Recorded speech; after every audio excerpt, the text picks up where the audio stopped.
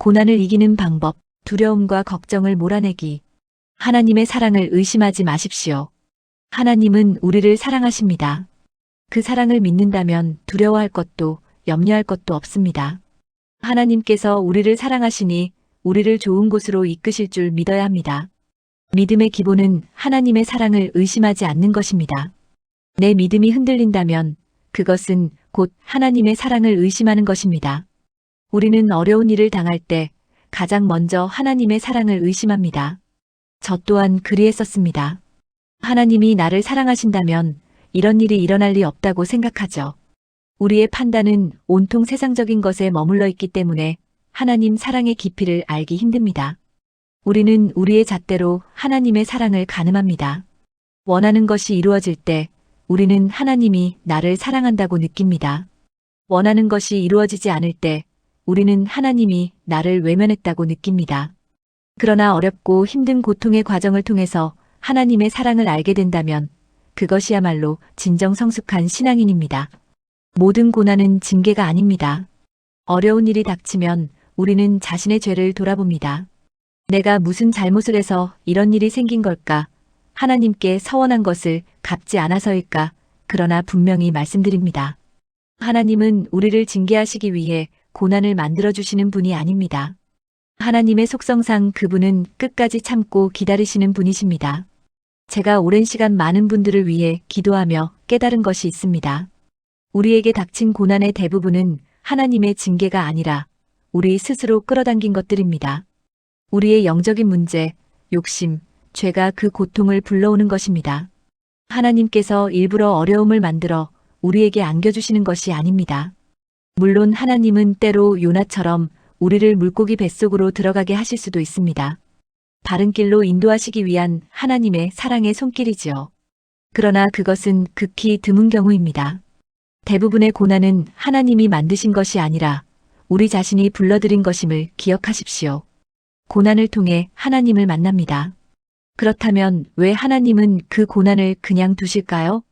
하나님은 우리가 거친 길에 들어섰을 때 앞에 장애물을 모두 치워주시는 분이 아닙니다. 우리 스스로 넘어서고 헤쳐나가기를 원하십니다. 믿음으로 어려움을 뛰어넘고 그 과정에서 믿음이 자라기를 원하시기 때문입니다. 단번에 우리를 편한 길로 옮겨놓지 않으시는 것은 고난을 통해 우리가 하나님을 더 깊이 만나기를 원하시기 때문입니다. 성경 속 인물들을 생각해 보십시오. 요셉은 형들에게 팔려 노예가 되고 억울한 누명을 쓰고 감옥에 갇혔습니다.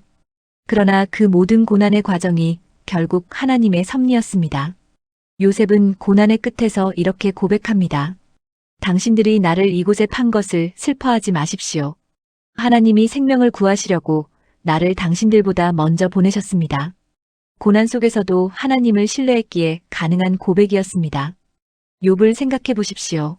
하루아침에 재산을 잃고 자녀를 잃고 건강마저 잃었습니다.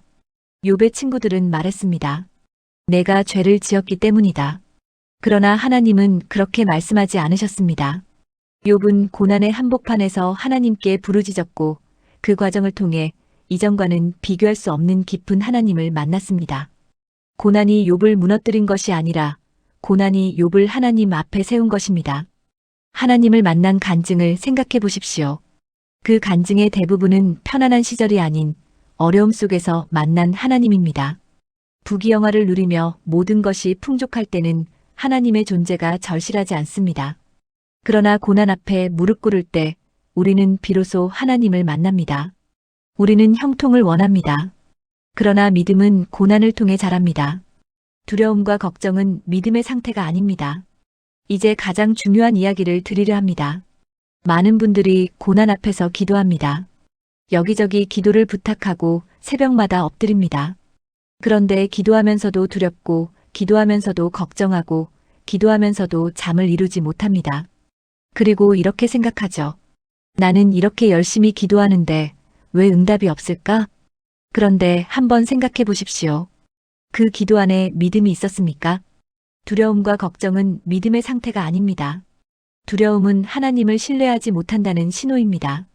걱정은 내 문제를 아직 하나님께 맡기지 않았다는 증거입니다. 아무리 많은 시간을 기도에 쏟아도 그 안에 두려움과 걱정이 가득하다면 그것은 믿음의 기도가 아닙니다. 그것은 걱정을 하나님 앞에 늘어놓는 것에 불과합니다. 사도 바울은 빌립보서에서 이렇게 말합니다. 아무것도 염려하지 말고 오직 모든 일에 기도와 간구로 너희 구할 것을 감사함으로 하나님께 아뢰라. 여기서 핵심은 감사함으로입니다. 감사는 이미 하나님을 신뢰하는 마음에서 나옵니다. 걱정과 감사는 동시에 존재할 수 없습니다. 걱정이 있다면 아직 하나님께 온전히 맡기지 않은 것입니다. 그렇다면 어떻게 해야 할까요? 먼저 그 문제를 하나님께 내려놓으십시오. 내가 해결할 수 없다는 것을 인정하고 하나님의 방법으로 해결해 달라고 맡기십시오. 그리고 나서 해야 할 일이 있습니다. 그 문제에서 오는 두려움과 걱정을 의도적으로 몰아내는 것입니다. 이것이 바로 영적 전쟁입니다. 우리가 흔히 생각하는 영적 전쟁은 무언가 거창한 것처럼 느껴집니다. 그러나 가장 치열한 영적 전쟁은 바로 내 마음속에서 일어납니다. 하나님을 신뢰하려는 마음과 두려움과 걱정 사이의 싸움. 이 싸움에서 이겨야 믿음이 작동하고 믿음이 작동해야 기도가 응답됩니다. 불신앙의 생각과 감정을 도려내는 노력 없이 기도만 한다면 그 기도에는 믿음이 실리지 않습니다. 처음에는 쉽지 않습니다. 걱정을 내려놓으려 해도 다시 밀려오고 맡겼다고 생각했는데 또 붙잡고 있는 자신을 발견합니다. 그래도 괜찮습니다. 그 싸움 자체가 믿음을 세우는 과정입니다. 포기하지 마십시오. 고난을 대하는 태도가 믿음입니다. 고난을 대하는 우리의 태도가 곧 우리의 믿음입니다. 하나님을 원망하거나 다른 사람을 탓하는 시간으로 고난을 채우지 마십시오. 자신을 돌아보고 그 가운데서 하나님의 섭리를 깨닫는 시간으로 삼으십시오. 하나님은 그 과정 속에서 당신의 믿음이 세워지는 길로 인도하실 것입니다. 재정적인 어려움 앞에 서 계십니까? 도저히 감당할 수 없는 빚이 쌓였습니까? 건강이 무너져 내렸습니까? 소중한 관계가 끊어졌습니까? 그 어떤 고난 앞에서도 기억하십시오. 자신도 어찌할 수 없는 문제 앞에 섰을 때, 그때가 바로 하나님께 완전히 맡길 때입니다.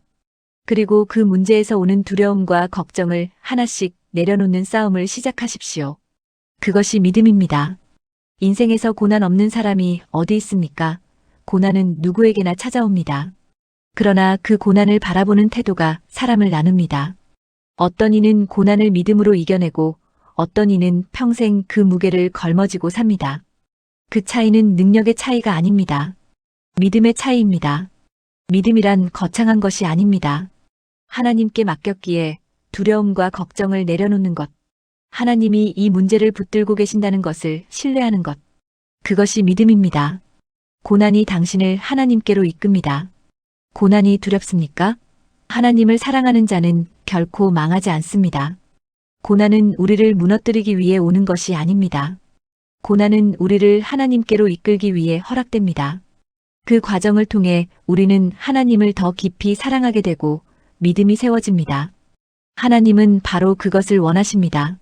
편안한 삶 속에서 하나님을 아는 것과 고난을 통해 하나님을 만난 것은 다릅니다. 고난을 통해 만난 하나님은 머리로 아는 하나님이 아니라 삶으로 경험한 하나님입니다. 그 하나님은 흔들리지 않습니다. 또 다른 고난이 찾아와도 그 하나님을 기억하기 때문입니다. 지금 고난 중에 계십니까? 그렇다면 이렇게 결단하십시오.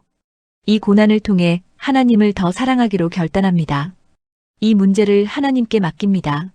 나는 두려움과 걱정을 내려놓고 하나님을 신뢰합니다. 이 결단이 당신의 믿음을 세울 것입니다. 그리고 그 믿음이 당신을 살릴 것입니다. 하나님은 오늘도 당신을 사랑하십니다.